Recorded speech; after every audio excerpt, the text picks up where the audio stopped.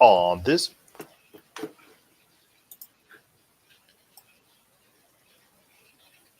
week's program, a free-for-all this weekend at the box office. NBC's Peacock spreads its feathers. And do you really need a Nintendo Switch Lite? All this and more as we reach our next stop, the PCC Multiverse. And we're back with another episode of the PCC Multiverse. This is Gerald Glasser from Pop Culture Cosmos, Game Source, Inside Sports, and so much more, saying thank you so much for listening to all of our great programs. But it wouldn't be a PCC Multiverse without my good friend. He is our own Ad Astra of Pop Culture Cosmos. You got to check out everything that's going on today at popculturecosmos.com, popculturecosmos.wordpress.com, and everything he's doing today at Humanity Media, and of course his book, Congratulations, You Suck. It is my good friend, the blockbuster video man himself. It is Josh Peterson. What's up, man? Hey, don't knock the shirt, man. This is like the comfiest thing I've ever worn in my life, and it's very nostalgic. See, we'll make it a blockbuster. It's all about the comfort, remember those man. Nights. It is about the comfort. It's about the comfort. I know. I hear you. I've got several. In fact, this PlayStation, yeah, very nice. Some T-shirts never die, man. You know. Exactly. Pop culture T-shirts rule, baby. Yeah. Absolutely. But it's going to be a great show we have for everyone out there today. We're going to be talking about a full-blown battle royale coming up this weekend at the box office, where there's not one, there's not two, there's not even three.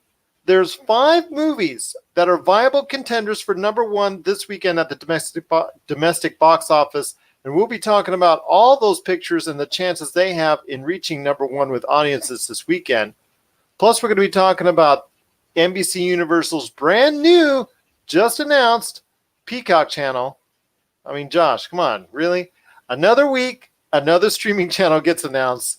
Well, Josh and I are going to be talking about some of the programming that's going to be on that when it debuts next year, April 2020, and that's the Peacock channel.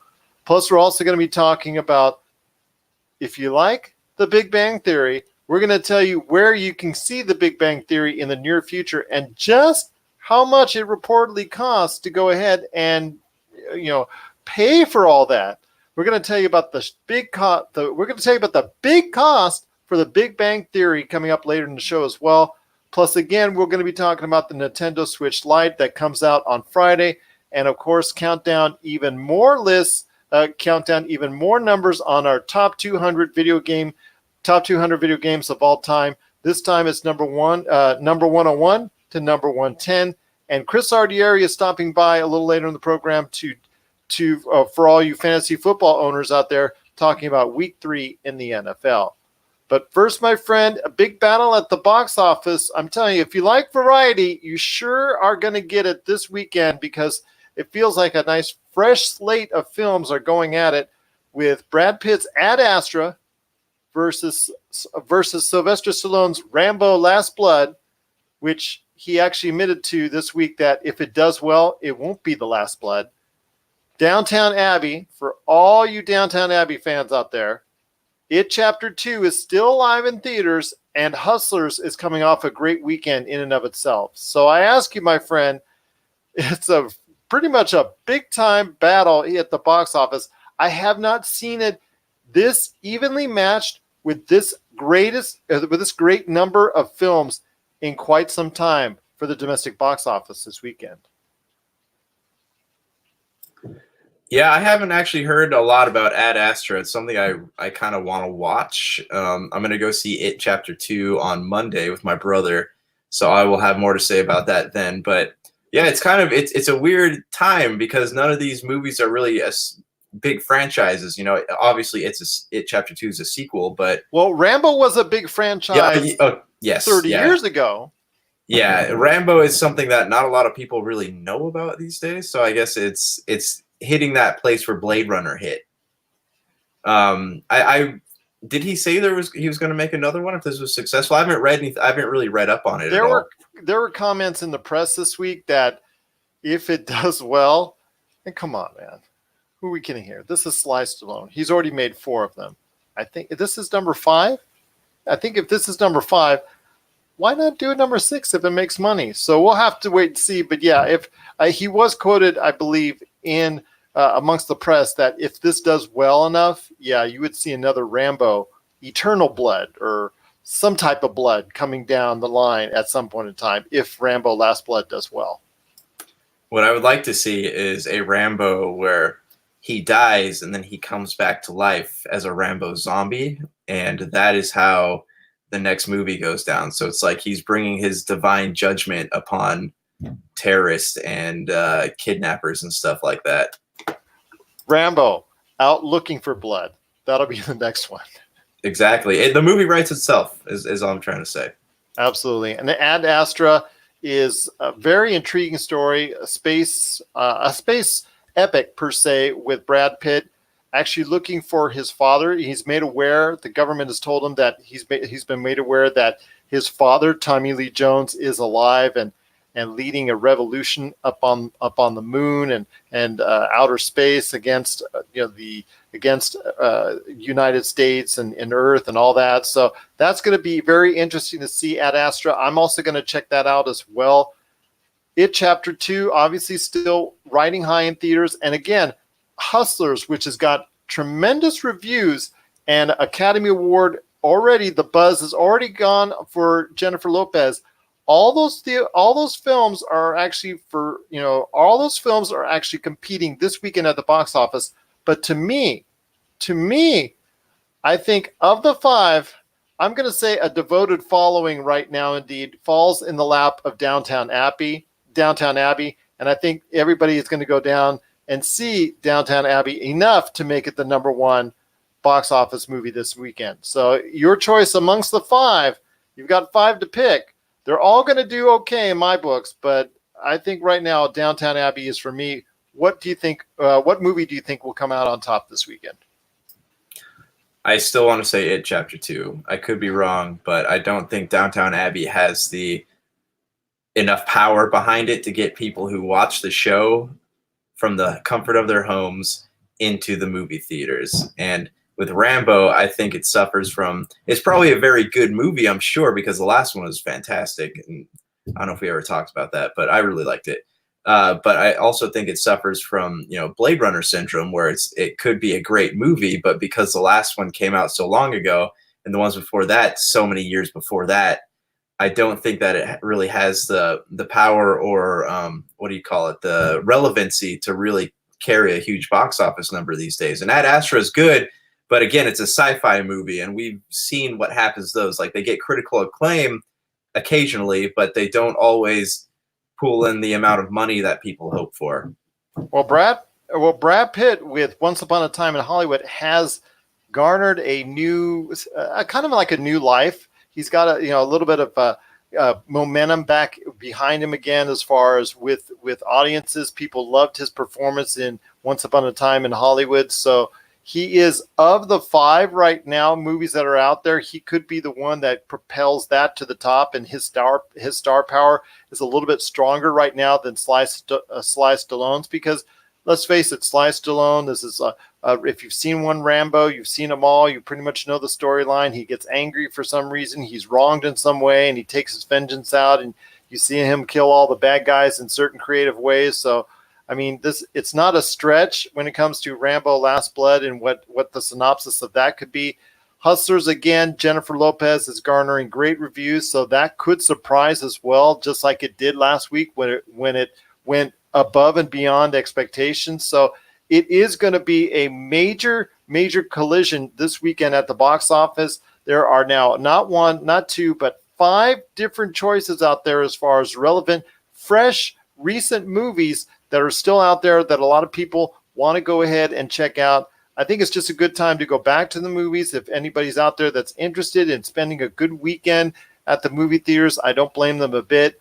But again, you're thinking Rambo Last Blood, and I'm thinking Downtown Abbey. Oh, I'm sorry. You're thinking It Chapter 2, and I'm thinking Downtown Abbey. We'll go ahead and see who's right on the Monday show. I think it's me. I never discount those Downtown Abbey fans. I don't, at least. But you know what? We'll wait and see what happens on the Monday show.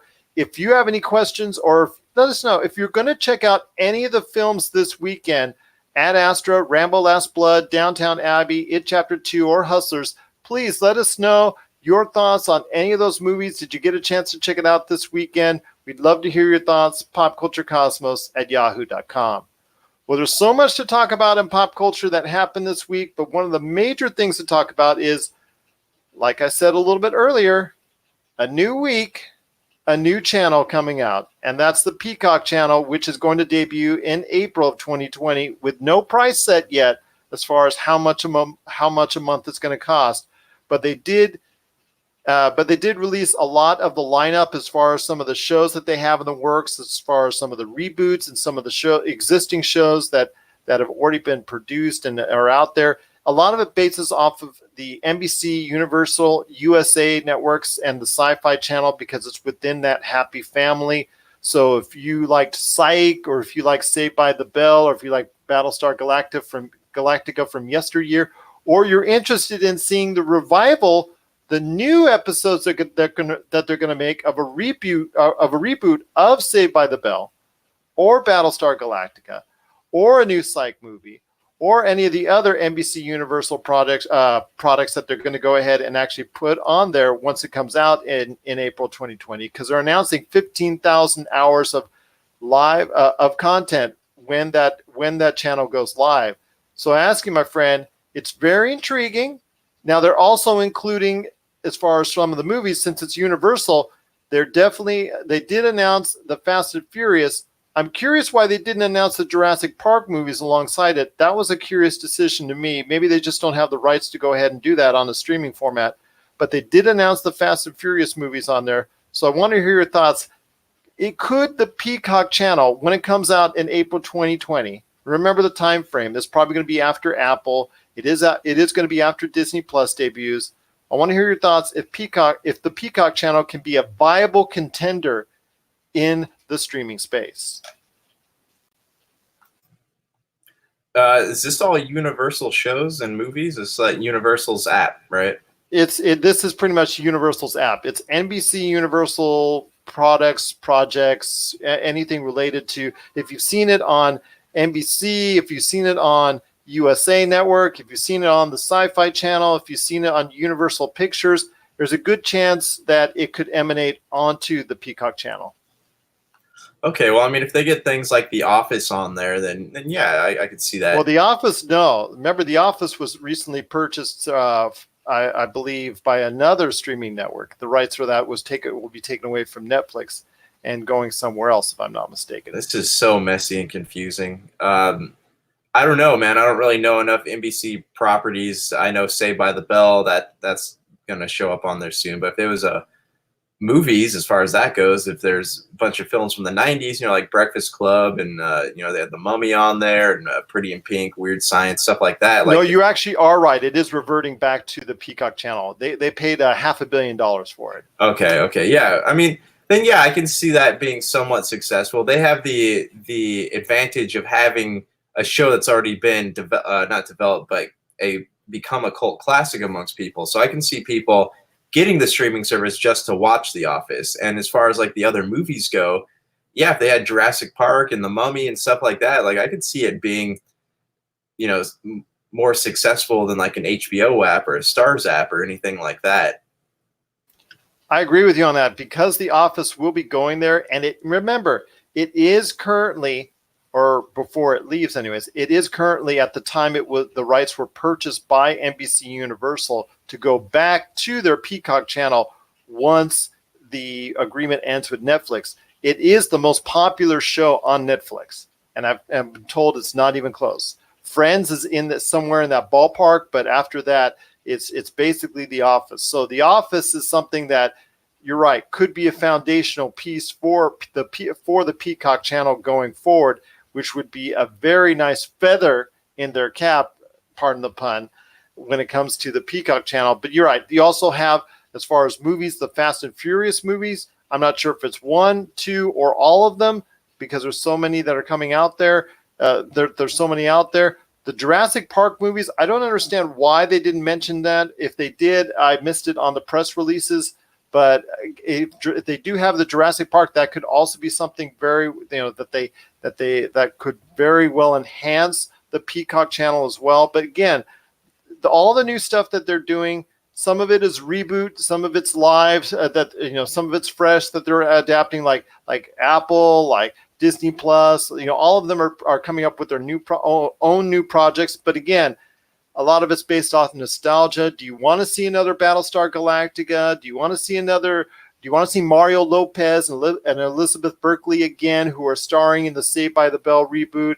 I mean, you tell me, man. Does NBC Universal, outside of those few properties that we know, The Office, Fast and Furious, etc., have enough properties as far as the depth is concerned to really gain your interest for the Peacock channel? I mean, again, it would have to consist of movies too. Like if it had a wide selection of movies, because Universal's got a lot of good stuff, and if it had a wide selection of movies on there, then yeah, probably. But outside of television shows, I'd say By the Bell sequel is not something I really care to watch. I love Full House. Haven't really gotten into Fuller House. It's just I don't have hardly enough time to watch TV as it is, so it'd have to be something that really pulls me in. Maybe something exclusive to the service. But movies are definitely a big factor for me. If they had a lot of the movies that I see as classics from the 90s, like I would definitely be into something like that. Well, it's definitely something. It is something that I think a lot of people are going to at least look into. I think pricing is also a key because you have Apple Plus at $4.99.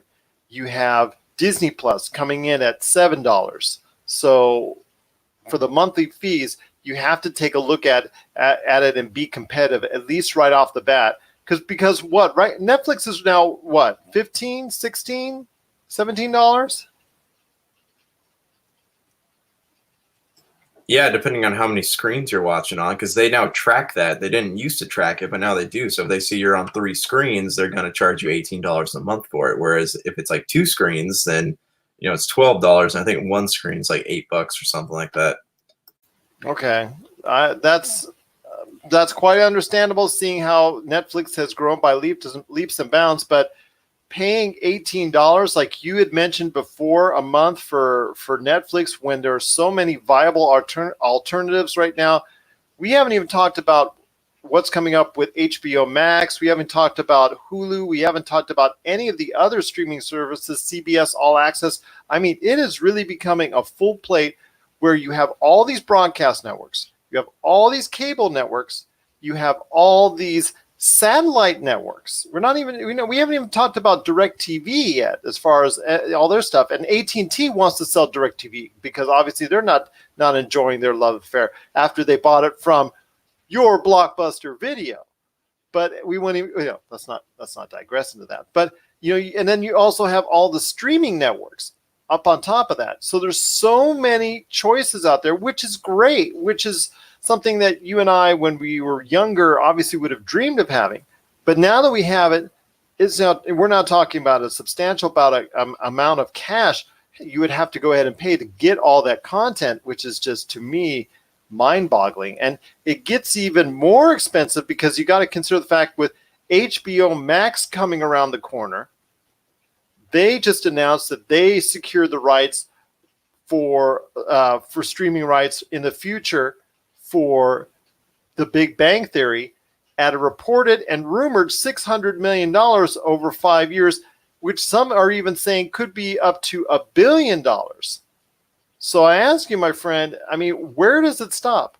This money keeps on being thrown around like monopoly money, but it just seems to be, all over the place. Ultimately, it's going to end up being in our pocketbooks as far as hitting us and hitting us hard. Well, what's going to happen is people are going to stop paying for streaming services and they're going to go back to paying for cable packages, because that's something that all these stations creating streaming services aren't going to give up ever, and that's their place on big network television. So, we're going to reach a point where the streaming market is going to collapse. I'm already predicting that. It's the same thing with the YouTube market. It's inevitable, and it's basic economics. You have too many of one thing out there, people are going to get tired of it, and they're going to become overwhelmed, and nobody's going to be paying for anything anymore. So my prediction is these streaming services are going to crash. And the only thing that could save them is possibly original content, which Netflix and HBO do okay, but nobody else really does. Maybe Disney Plus, we haven't seen what it's capable of yet. But there's so many streaming services out there that if there's not a way to consolidate all of them, then people are going to stop paying for them, just going back to regular TV where they only pay one payment instead of 12 for all these different things that they want to watch.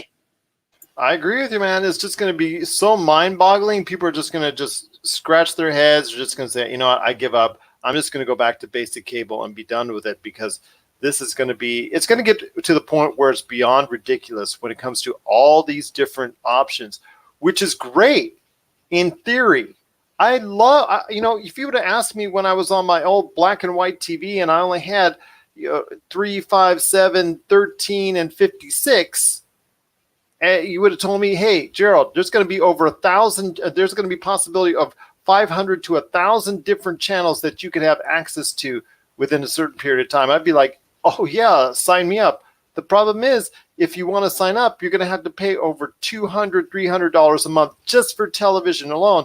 And that doesn't even include cable. So that's just ridiculous at this point in time. I mean, somebody to buy all this stuff and to be eligible to go ahead and have all this content at their whim would probably cost them about $400 to $500 a month. And that to me is just, that's just obscene. Yeah, I mean, because these monthly payments, they add up really quick. So it's one of those things where you got to ask yourself, how much are you losing or willing to lose, especially like if you're only getting it to watch one show or one season of something. I get the like service jumping, but I think a lot of people have, especially HBO in the wake of Game of Thrones, have gotten onto that tactic. So who's to say you won't be locked in at a certain amount of months here soon enough? It's going to be troubling, very troubling, my friend, for a lot of people to decide what they want to watch, because, again, it also caters to the taste of your family. If one family member sides with this channel, another family member sides with this channel, another family member sides with this channel, it's really going to get very troubling for a lot of people out there and a lot of consumers. I mean, this is what we wanted. We wanted choice, but it's going to come at such a great cost. I'm not sure if people can go ahead or people are going to accept that part of it down the road unless something is done to just reel back on these costs and these charges that are going to hit people right and left, unless they go ahead and do something to bring it all back together again. And again, it will revert, like you said, back to cable once again. What are your thoughts out there on all the stuff that's going on with the streaming services? Are you excited for the Peacock channel coming in April 2020 and all the different NBC Universal products that are coming along with that channel when it opens up in April 2020 with a promised 15,000 hours of content? Share us your thoughts, popculturecosmos@yahoo.com. Also, let us know if you're going to be watching The Big Bang Theory on the HBO Max channel when it comes out there as well, because, hey, they just spent $600 million reportedly, maybe even more on that. So let us know if you're that diehard of a fan to go ahead and watch it there as well. Pop Culture Cosmos on Facebook, YouTube, and Instagram as well. Well, before we head to the break, I want to ask you one thing, my friend. You're a Nintendo Switch owner, right? Yes, I do own a Nintendo Switch. How has it treated you over the past couple of years? Pretty good. I mostly play it on the go, but sometimes I'll plug it into the old dock.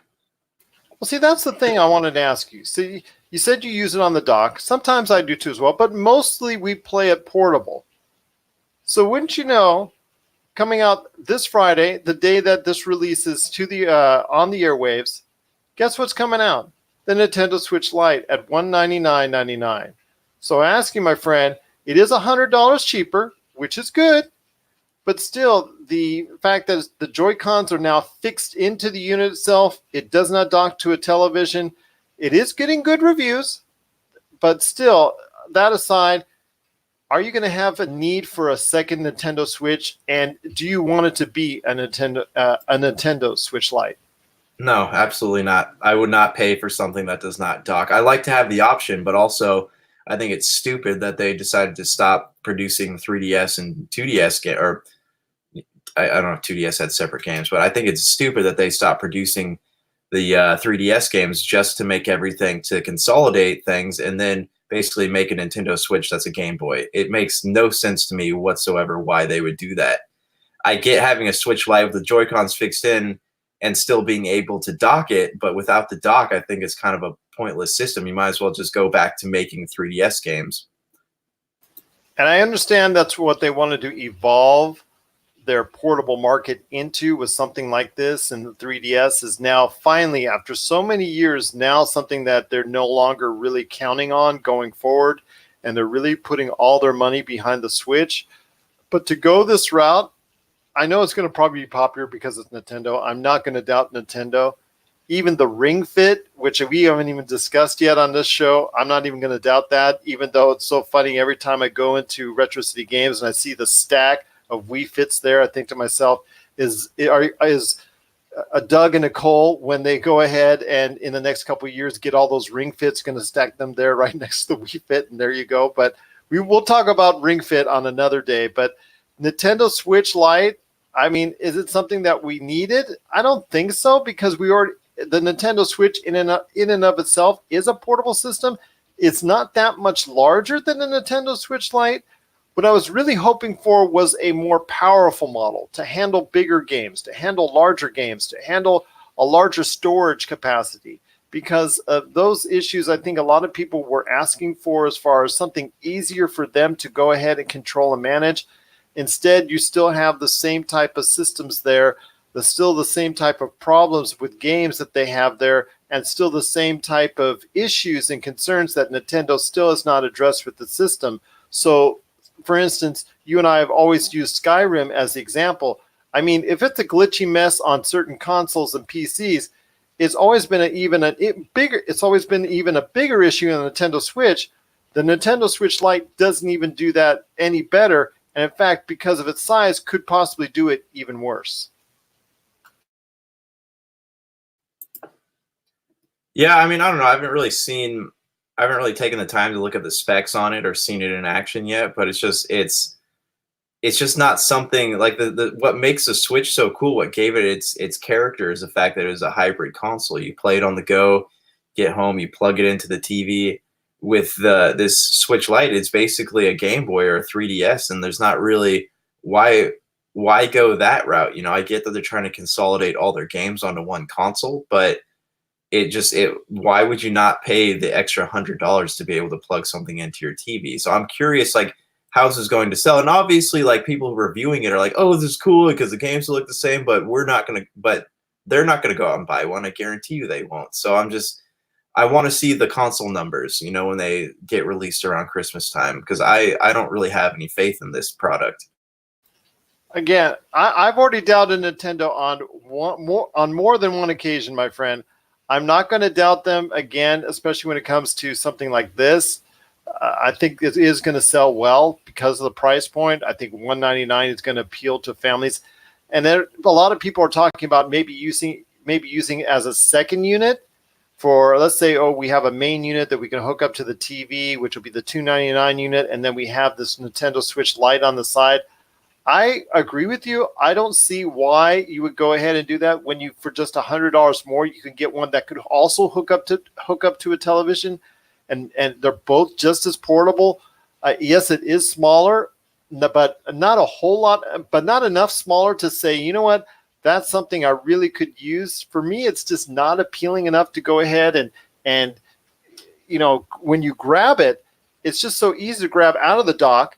It's really easy to use. It's really easy to hold in your hands. It's not that problematic. Plus, the Joy-Cons are removable. And yeah, the Nintendo Switch Lite does not have some of the features on the Joy-Cons that are fixed onto it, like the rumble and whatnot. That's not a big deal. But still, to me, I don't see such a discernible issue as far as the size is concerned.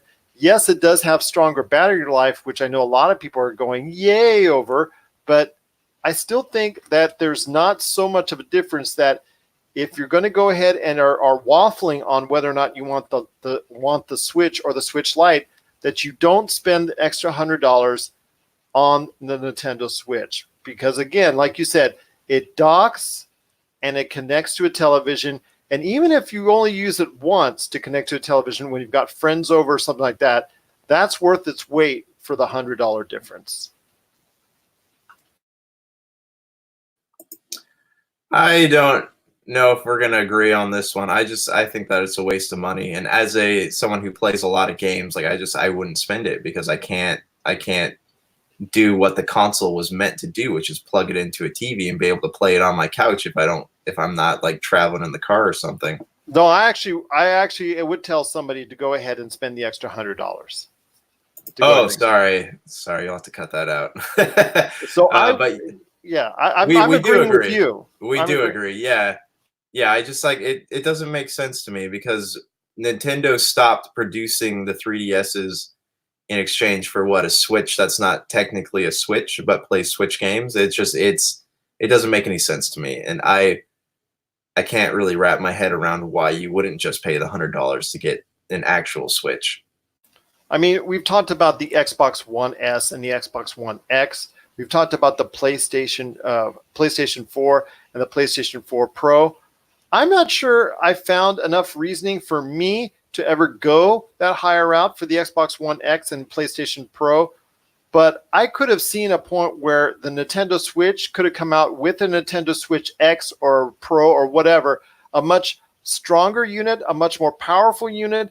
To me, that was necessary more than on the PlayStation 4 or Xbox One because, yeah, they all have great graphics. And of course, the higher bumped up models have even better graphics and show off these games a lot better.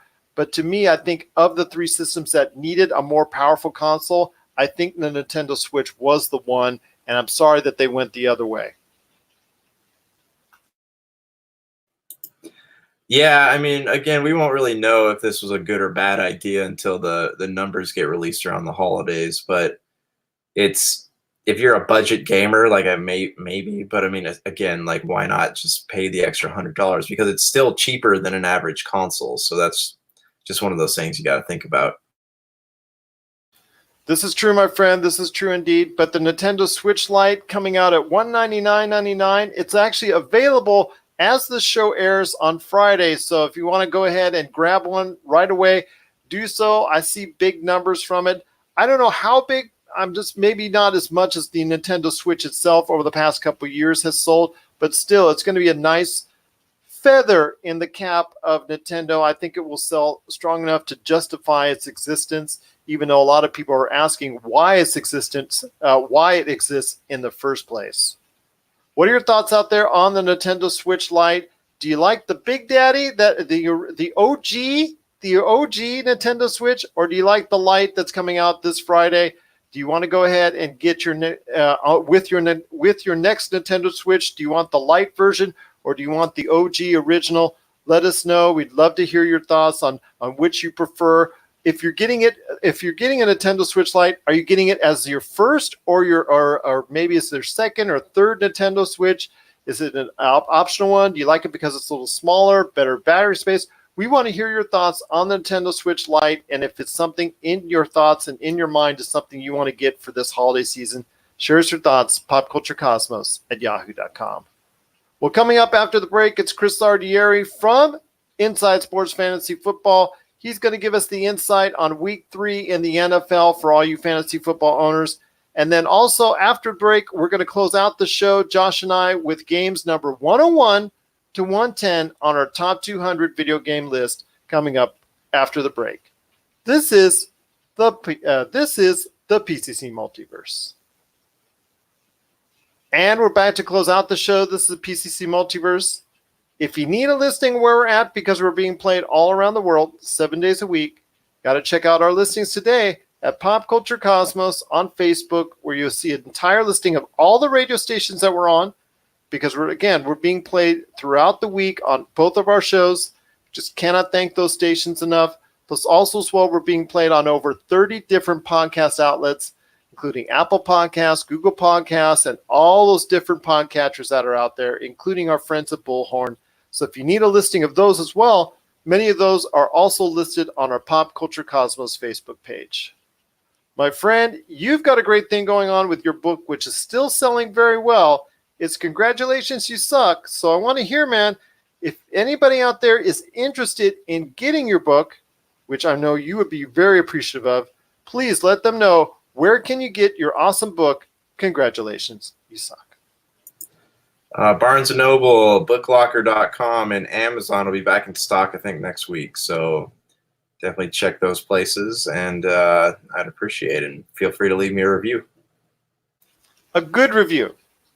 A good review. Yes, you don't leave it open for bad. A good review, but an honest one. Okay. Honestly, it's good. There you go. That's the type of review you want to leave for Congratulations, You Suck. It is available for sale today at barnesandnoble.com. Also, as well, coming next week, again, back in stock at amazon.com. It's also available for the Nook. It's also available for the Kindle. And if you want it coming to your store, just stop by your Barnes & Noble. Go ahead and ask for it. Congratulations, You Suck by Josh Peterson, and it'll come right to the store for you to buy it as well. All right, my friend.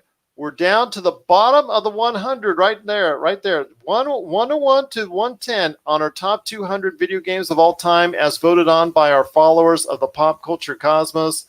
The list is getting more intense as far as the games are concerned. There's some really a good list this time around indeed. At number 110, it's Legend of Zelda Majora's Mask.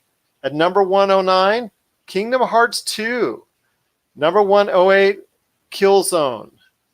Number 107, Half-Life 2 Episode 1. Number 106, Gears of War. Number 105, Curse of Monkey Island. Number 104, Burnout Paradise. Number 103, Alpha Centauri. Number 102, UN Squadron. And number 101, Terranigma. There's some great titles mixed in there that I know a lot of people are very familiar with. So I want to hear your thoughts on some of these games, man, as we're counting down to the bottom of the list on the top 100, like 101 to 110 on our list of the top 200 video games of all time. All right, so I'll just go down with what I've experienced with Legend of Zelda Majora's Mask. I started it. I don't like being timed. You know, the whole 72 hours in-game. Was not a fan of that. It's the same reason I didn't finish Lightning's Return, the Final Fantasy 13 sequel, the last one, just because I don't like being timed when I play things. I have, you know, we've talked about this on other shows. I've got anxiety issues. So when I'm being timed to do things, yeah, and the ticking, yes, I don't go back, and I'll play them for a few hours and then until it becomes too much for me, and then I'll just put it down and walk away for good. So never finish Majora's Mask. Like the game, if it wasn't timed, I would be all over that. But I just can't do it. I would have loved to have seen that. I'm so stressed, man. Yeah, that's how controllers get broken. Kingdom Hearts 2, I'll be honest with you, I played the first one, Recoded, the one that the little card game, is that what that was? I don't remember. Think so, but there's been so many revisions of it, I lose track. Yep, for sure. Kingdom Hearts 2 is next on my list. I haven't gotten around to play it because these games take forever and their storylines are so convoluted. Like I have to literally have nothing on my plate or to think about for the rest of it. I need to just empty my brain in order to be able to comprehend what in the heck is going on in these games. Killzone, I played, finished. It wasn't, I know everyone's saying that was like the big hitter for the PlayStation. They called it the Halo killer when it came out, but I didn't see that in that game. I know Guerrilla Games eventually came out with Horizon Zero Dawn, which is really good, but I didn't really see Killzone being the Halo killer. It was dark and it was hard to play, and there was no protagonist to really give. Nope, there's no protagonist. You weren't able to latch on to any of the characters. It was so bulky, and it was not something I enjoyed playing. Half-Life 2, I know we talked about this last week. That was episode 2. I never really played that one. Gears of War, I know we both have experiences with this. I'm still playing Gears 5 right now. Gears of War was a great game. It was something it was different, for the time, and everyone's like, oh, a chainsaw gun. I could cut my enemies into pieces, and that was cool for like the first 10 minutes, and then you found out just how unresponsive that button was when you went to go do that to people. But it was a fun co-op game. It holds up pretty well. Even the Ultimate Edition, though you can't really tell any major changes made to the game. It still looks good. It holds up. Like if you want to go play Gears 10 years later, it still looks good on a modern television. So that's something I do commend Gears for. And just the way that it's so endearing, like it's stuck around for so long. That's something that I will always, me and my brother will always go play, even, no matter what age we are. Tell me this, how frustrating this is when you play a multiplayer match like I used to in the day, because I played Gears of War so much on the multiplayer, especially after the store we were on. The store I was running, the game store I was running. We would go ahead after work and we'd all log on and whatnot on Xbox Live and all that. But how frustrating is this? You line up a kill and they're coming through and they're coming on your screen and you can see them as they're coming closer and you really got to time perfectly. But the sticky walls effect that they created and helped make popular at that point in time, unfortunately kept you glued to the wall because it didn't work perfectly each and every time out, which was kind of disappointing because you would have these shots lined up, or you'd have the chainsaw all ready to go, and unfortunately you were still stuck to the wall and then they would run right by you and either go off into the distance or turn around and notice you're still stuck on the wall and blow your brains out. Yeah, there's that, and there's also the issue of like when your buddies are over and covered and you're trying to get to them and you try to jump over things, that if you don't hold the button down for the right amount of time, or if you hold it down too long, you get stuck to that cover and you get shot in the back until you're dead, and then your buddies come out and try to heal you and then they die too. So that was something they did fix in Gears 5, but I remember that being incredibly frustrating. Or if you weren't good at the shotgun, that was really rough. It was really hard to do, really challenging because it denigrated always into a shotgun versus shotgun. Everybody crouched and trying to run at the same time, all that, and just went, sometimes it boiled down to that, and that was kind of a flaw, I think, in the system because it left players that didn't want to play that way for a bigger challenge, like myself, that just wanted to use the Lancer all the time. So that in itself is kind of difficult as well. And let's not forget about those berserkers. I hated those things. That was the most flawed bad guy that I've ever seen in a game before. Let's not talk about that. Yeah. All right, moving on here. Never played Curse of Monkey Island. Burnout Paradise was fun in the fact that, besides the Guns N' Roses song, they always played on the game and in the commercials. There's just something about blowing up cars that just feels so satisfying. Like the fact that everyone crashes when they play car games, but the fact that this game was made to make you crash into things, like what greater calling is there in life? I mean, this is, I don't know why they don't still make games. I know they have cell phone games out, but like this was an amazing franchise and it's something that I would love to see come back to life. Well, and spiritually, it has come back to life in Wreckfest, which is really enjoyable, and I recommend highly. In fact, if you want to see my review, it's available now on popculturecosmos.wordpress.com. But you're right. The way Burnout Paradise rewarded you for mass destruction of just truly immense proportions and doing it in the right way was really a lot of fun.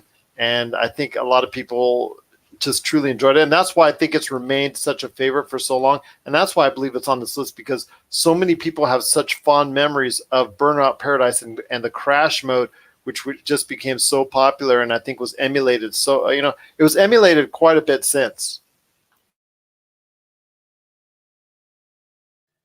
Yeah, but I mean, nobody has done it as well as Burnout has. And that's something that I really admire about them, is that they originated that and then no one's been able to copy it. So, come E3 or whatever game show decides to show a new Burnout game, as soon as that logo pops up there, people are going to be stoked. Moving on the list here, I haven't played these last three, Alpha Centauri or UN Squadron or Terra Enigma. So I want to ask you now, anything on this list stick out to you besides Gears? Well, Kingdom Hearts 2, obviously, but like you said, when you deal with the Kingdom Hearts series, it is a little bit convoluted, and I think that when you've had so many developers and designers actually get involved with the game series over the course of its many years, I think that's part of the reason why its storyline has been a little bit convoluted, and plus the time it took between Kingdom Hearts 2 and an actual Kingdom Hearts 3, I think I think Kingdom Hearts 3, even though it's been a very solid game and a very good seller this year, I think there has been some blowback as far as the story being not as cohesive. And I think a lot of that is due to the time difference of how long it took to make from the time that Kingdom Hearts 2 was released to the time Kingdom Hearts 3 released. I think you see problems because of that gap. And I think continuity was one of those issues within that series. But Kingdom Hearts 2 obviously is still something that a lot of people still hold dear to their hearts. But otherwise than that, I mean, it is a good list on this top and on this 10. But I think Gears of War for us, because the fact it still remains so remnant with us today, and Gears of War 5 is one of the biggest games right now out in the marketplace, I think that's probably the one game that sticks out to us the most. And I think for the future going forward of the 10, I think it's still going to be Gears because, like I said, like you said, you think that this is going to be that Gears of 5 has been a very good experience for you. It probably will sell pretty. I mean, right now it's been selling pretty good. Borderlands is still outselling it, but that's because it's on several different platforms. So Borderlands has that unique advantage of selling on different platforms.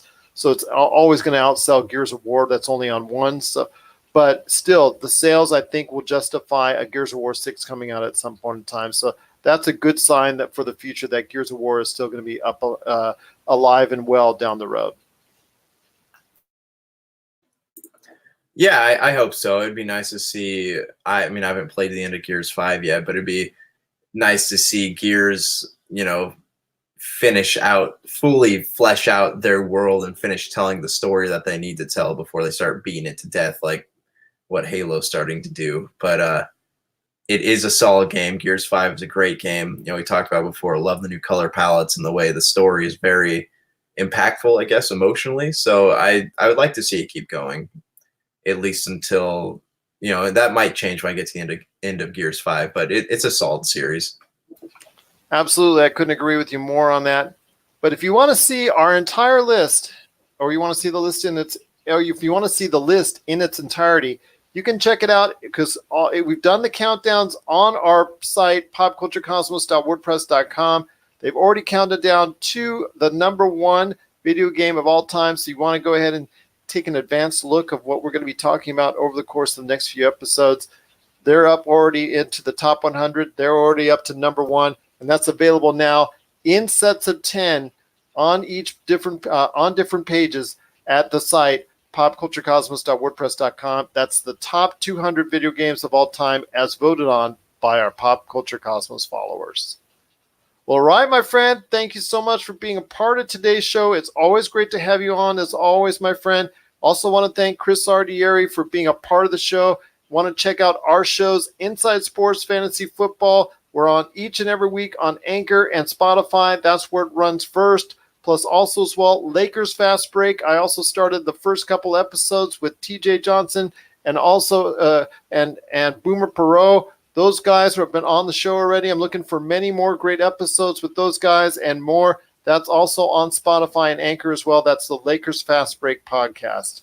My friend, it's been a great episode indeed. Any last thoughts on the way out, my friend? None right now that I can think of, but who knows? Maybe on the next show I'll have something interesting to talk about.